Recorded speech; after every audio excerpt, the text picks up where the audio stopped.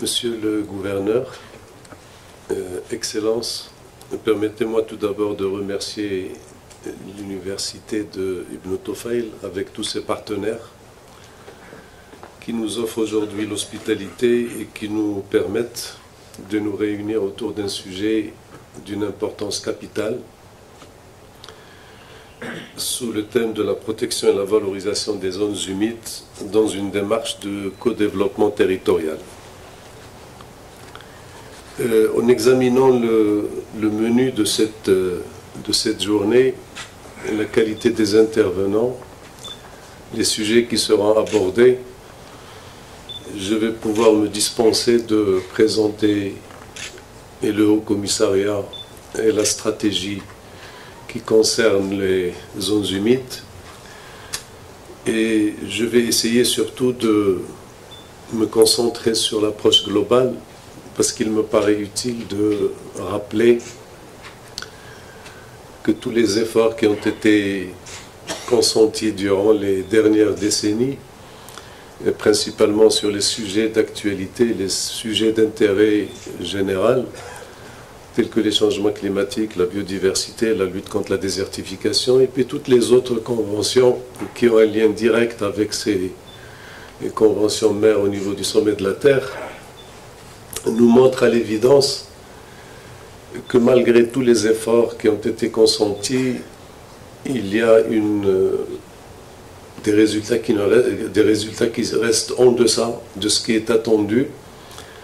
Et bien souvent, donc, au lieu de restaurer ou de redresser les déséquilibres des écosystèmes d'une façon générale, souvent la régression a continué sur pratiquement tous les domaines. Le changement climatique, c'est évident. Je crois que tous les débats qui tournent autour des COP montrent à l'évidence la difficulté, la complexité et surtout les résultats qui restent largement en deçà des attentes. La biodiversité, pareil. Tout le monde sait que toutes les étapes, tous les rendez-vous montrent qu'il y a une régression. La désertification, pareil. Alors de quoi s'agit-il exactement? Pourquoi nous sommes en deçà de ces résultats? Il me paraît qu'il y a deux clés d'entrée qui sont d'une extrême importance et qui reviennent d'abord à écarter toutes les démarches linéaires parce que, comme le disait le théoricien de la complexité Edgar Morin, le monde n'a jamais produit autant de connaissances et en même temps, le monde n'a jamais été frappé aussi fort de cécité.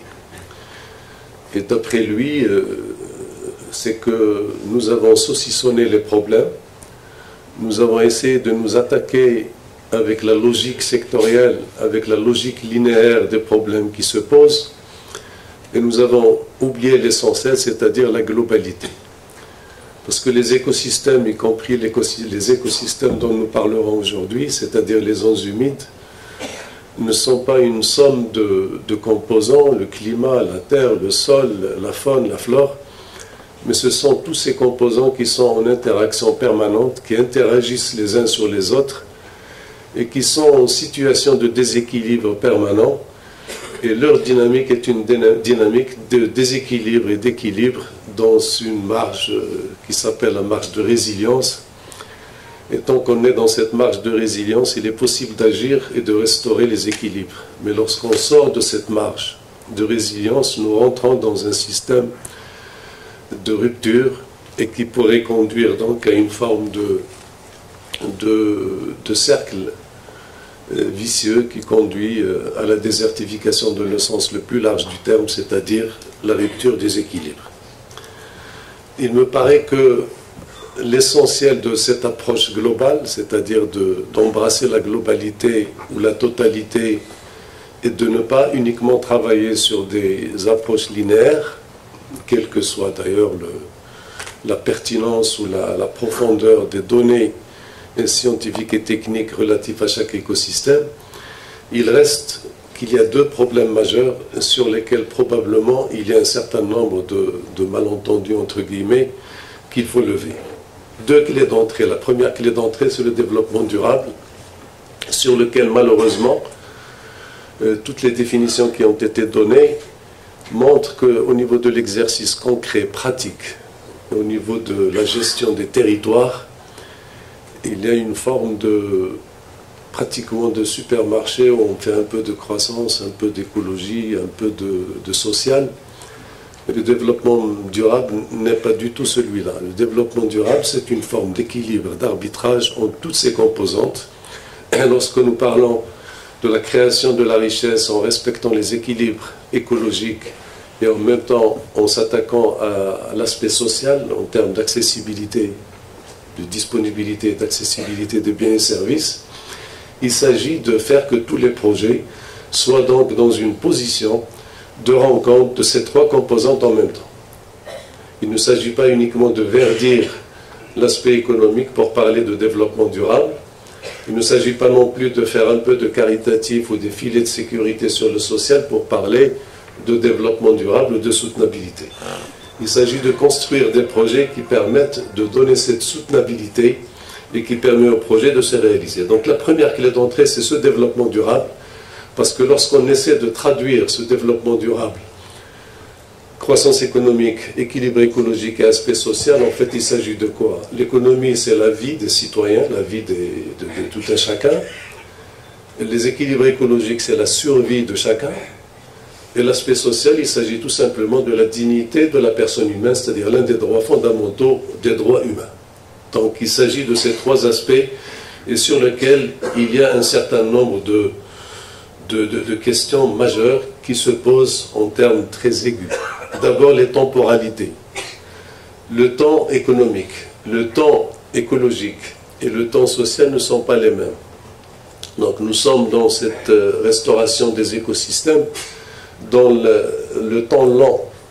Nous sommes dans une temporalité qui transcende largement le temps politique ou le temps électoral, et la compatibilité est difficile à trouver lorsqu'il s'agit de projets concrets, puisque souvent on a tendance à privilégier le court terme, l'arbitrage pour le court terme, parce que les indicateurs sont des indicateurs de court terme, au détriment du long terme, c'est-à-dire le développement durable sur le plan des équilibres écologiques. De ces temporalités naissent également trois phénomènes qui sont majeurs. D'abord, c'est la dette. Souvent, on parle de la dette économique, dette budgétaire, dette financière. Mais la dette écologique, on n'en parle pas souvent. Et la dette écologique est à ceci de grave, c'est que lorsqu'il y a une dette qui arrive, qui dépasse les marges de résilience, nous nous trouvons dans une situation de rupture et qui est difficilement rattrapable. Donc il s'agit de réconcilier donc ces aspects de temporalité pour être dans l'aspect du développement durable. La deuxième clé d'entrée, c'est le territoire. Toutes les démarches montrent qu'il faudrait probablement que l'unité territoriale constitue l'unité à partir de laquelle se conçoivent les projets de développement durable s'entend. Donc, ce territoire doit être conçu comme une écorégion, c'est-à-dire un territoire qui a ses potentialités en ressources naturelles, les terres, l'eau, les ressources d'une façon générale, et en même temps qu'on puisse dessiner quelles sont les lignes rouges à ne pas transgresser, parce qu'il ne s'agit pas de faire du développement économique en ayant donc cette tendance à considérer que la valeur ajoutée qui sera dégagée, la valeur ajoutée économique, est en fait une forme de décapitalisation des actifs écologiques. Ceci se voit particulièrement dans le domaine de l'eau, parce que nous sommes dans une approche d'une ressource qui, lorsqu'elle est prélevée au-delà des capacités de renouvellement, nous fait donc nous retrouver dans une situation où pratiquement l'expression de la valeur ajoutée, notamment agricole ou touristique, risque d'être tout simplement une moins-value sur le plan écologique, et il faudrait en tenir compte. Donc par rapport à cela, nous sommes dans une approche où il est temps de prendre toutes les données sectorielles qui concernent tous les écosystèmes dans une forme d'approche globale, parce que l'intégration n'est pas une somme de plans sectoriels, mais la globalité, c'est une forme d'approche dans une écorégion, de plans soutenables, des plans de développement soutenables, avec les trois critères que j'ai signalés avant. et qui permet justement de nous situer dans cette forme d'approche globale qui permet que les plans sectoriels sont des déclinaisons du global et pas l'inverse. Et ça, c'est quelque chose d'extrêmement important, puisque nous sommes tenus d'inverser les logiques qui ont prévalu jusqu'à maintenant.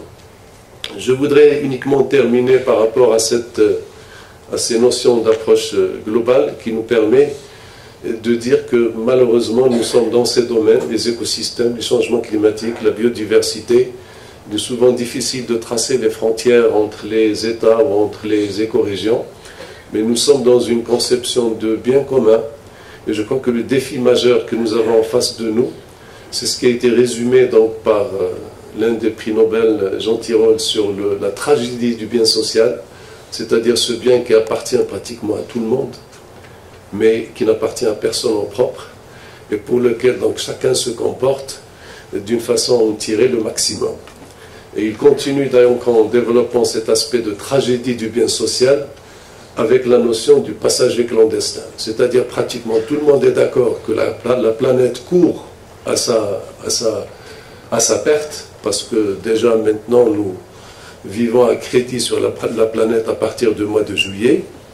Tout le monde est d'accord, sauf ceux qui sont dans le déni des faits scientifiques.